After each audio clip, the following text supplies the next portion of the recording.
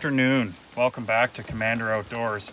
So I was out here taking a ride and middle of the bush, and I had a thought. What should people carry in their side-by-sides? Now I've been in the ATV side-by-side scene for quite a while now, so I kind of have an idea of what most people carry. But if you're new to it, if you don't know what to put in, or maybe you can get some value out of this video.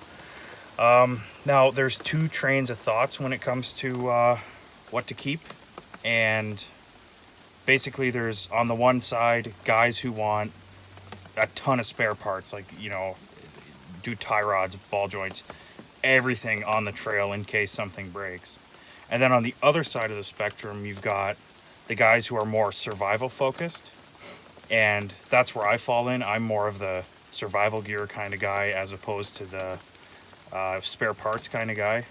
Now on these Commanders, changing the belt on them is especially difficult. It's a big rigmarole, so you're almost better off getting someone to just tow you back home anyway. So I personally don't even carry a spare belt. Yeah, a liter of oil here and there. But I'll tell you what, once the rain subsides, because it's kind of pouring right now, I will take you out back and I'll show you what's going on in the back of the rig. Keep it realistic. You may break down in a rainstorm and have to work in this, so I figure might as well film in the rain. So, right off the bat, you've got a little tiny folding chair. This chair is probably older than I am. A lot of the stuff I have is old, but hey, you know what? If it ain't broke, don't fix it, right? So that's number one. I think you should always carry a Canteen with you. Now this Canteen is cheap, it's old, and the water tastes like plastic, but it's better than dehydration. Always, a ratchet strap's a good idea. Big, robust ratchet strap like this. This is just a cable for my phone to charge that probably shouldn't be getting wet right now. A couple things here. So a face covering in case it's dusty. A knife, because you can never have enough knives. A couple bungee cords. So that's it for the top, and that stuff usually is fastening down my, I have a Milwaukee job site radio. Too cheap to buy a sound bar, and the radio pump's just as good, so why not use it? And down here, with what makes a Commander freaking awesome, is you've got dry storage. So 30 foot, 12,000 pound sling, toe strap, whatever you want to call it. It's got the reinforcements there on the ends. I ride a lot alone, and sometimes a tree is a little bit farther away than you'd like, and you need a little bit of a longer toe strap. And hey, this thing has never let me down. We've got just a stainless shovel.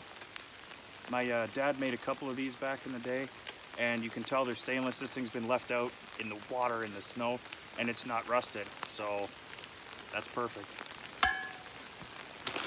And last, before we get into the boxes, an 8x12 tarp. So this is where the survival stuff comes in that I talked about. If you're in the middle of the bush, like I am right now, you may have to spend a night out there. And this can make your night a lot more dry. Not necessarily comfortable, but dry. And if it's in a colder climate, dry is really, really important because you don't want to get hypothermic. So, getting into these. Now, these are just basically plastic ammo cans, but they fit in there perfectly, and they do the job to store a lot of essential stuff. So I threw this in just as an example. This is an air filter from a Kodiak, but it signifies, an air filter, maybe one of those spare parts you should always consider having. Dusty environment, air filter gets clogged, that's not good for your engine. And if you're running low on fuel, a clogged air filter, you burn more fuel. And it's pouring right now, so I'm gonna speed this up.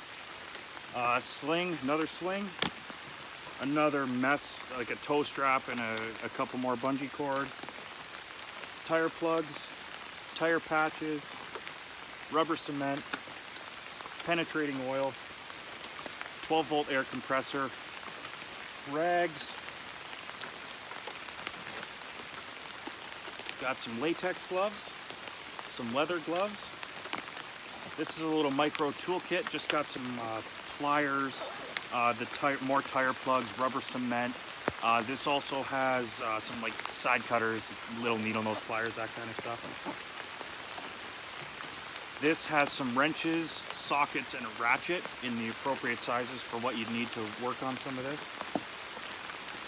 It's a tire pressure gauge, an X-Acto knife, roll of electrical tape. And that's pretty much it for the recovery box. So then, this is the survival box. And I thought it was good to, have one box dedicated to recovery, tire repair, that kind of stuff, and another box dedicated to survival. Because at the end of the day, your life is a little bit more important than a piece of equipment. Is it an expensive piece of equipment? Yeah, absolutely. But if you're not alive, it doesn't really matter. So, another knife, pair of sunglasses, some paper towels. You can use these for everything, including wiping your bum. I've got some fishing gear in there. 100 foot of paracord, green hockey tape. Yeah, that's what I had. Got one of those emergency solar blankets. Another knife. Some steel leaders and a worm harness. These worm harnesses are the cat's ass. Little tiny thing of bug spray, high DEET bug spray. If you're in Canada, you know why. Some local trail maps. Now, I'm quite familiar with the trails, but this map does cover areas I don't frequent, and it's nice to have this to reference if you are concerned about the direction you're heading. So wrapped up in here, I've got some sunscreen. I'm a white boy, I get burned very easy, so sunscreen, kind of important. And then more bug spray. Got a life straw, water filtration. You can live 3 minutes without air, 3 hours without shelter, 3 days without water, and 3 weeks without food. So you've got your shelter and your water covered in this little storage compartment. This is waterproof fire starting stuff. I've got wind waterproof matches and those fire starting sticks. Once they catch, you get 10 minutes of burning maybe, and that should be enough to get anything going. Another pair of sunglasses. First aid kit. It's not a really robust one, but it's more of a boo-boo kit. Let's try not to get shot while we're out there, maybe. Pair of binoculars. This has some energy bars in it and more matches. This is a toque in case you get cold head, never a good thing. I've got a flashlight that also has the strobe function. A boonie hat. And last, but certainly not least, we've got a fold-up saw. Clearing trails, gathering firewood. Two of the most important things you will have to do when you're out riding. And it's very, very difficult without one of these. It's not a very long blade, maybe a 10-inch blade, but it does the job. So that pretty much does it, guys, in terms of what I think an average person should carry with them on the trails. Let me know in the comments below, what do you carry? Are you in the mindset of spare parts so you can get out? Or like me, do you want the more survival oriented stuff? Let me know. Please make sure you hit that like button. It really helps me out. YouTube's algorithm's a little bit wonky these days. And I'll see you on the next one. Stay safe.